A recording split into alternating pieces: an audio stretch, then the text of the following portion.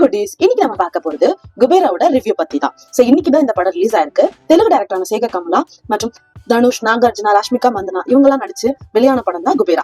இந்த படத்துக்கு தேவி ஸ்ரீ பிரசாத் வந்து மியூசிக் பண்ணிருக்காங்க. ஃபேன்ஸ் கிட்ட இருந்து ரொம்ப எதிர்பார்க்கப்பட்ட படம் தான் இந்த படம், குபேரா படம். ஏன்னா ரொம்ப நாள் கழிச்சு தனுஷ் சைட்ல இருந்து ஒரு நல்ல படம் ரிலீஸ் ஆகுமா அப்படின்ட்டு வெயிட் பண்ணிருந்த படம் தான் இந்த படம். நேர்மையான இன்கம் டாக்ஸ் ஆஃபீஸரா இருந்த நாகார்ஜுனா தான் செய்யாத தப்புக்காக அரெஸ்ட் ஆகி 7 years ஜெயில் லைஃப்ல இருந்துட்டு வந்திருக்காங்க.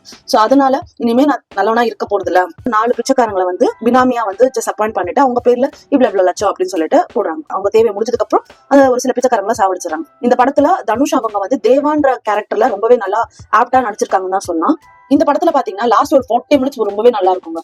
எப்படி சொல்றது, ஒரு இன்ட்ரெஸ்டிங்காவே கொண்டு போயிருப்பாங்கன்னு சொல்லலாம். லாஸ்ட்ல பாத்தீங்கன்னா வில்லனையே பிச்சை எடுக்கிற வைக்கிற விதமும், அது இல்லாம ஒரு சில டைலாக்ஸும் கிளாப் பண்ற விஷயம் தாங்க. கிளைமேக்ஸ் இன்னும் கொஞ்சம் நல்லா இருந்துச்சு அப்படின்னா நல்லாதான் இருந்துச்சு. பட் இன்னுமே ஒரு எக்ஸ்ட்ரா பாயிண்ட்ஸ் இன்ட்ரெஸ்டிங்ஸா போயிட்டு இருந்ததா. சோ மொத்தத்துல குபேரா படம்ன்றது ஒரு டீசென்ட் மூவி தான் நான் சொல்லலாம்.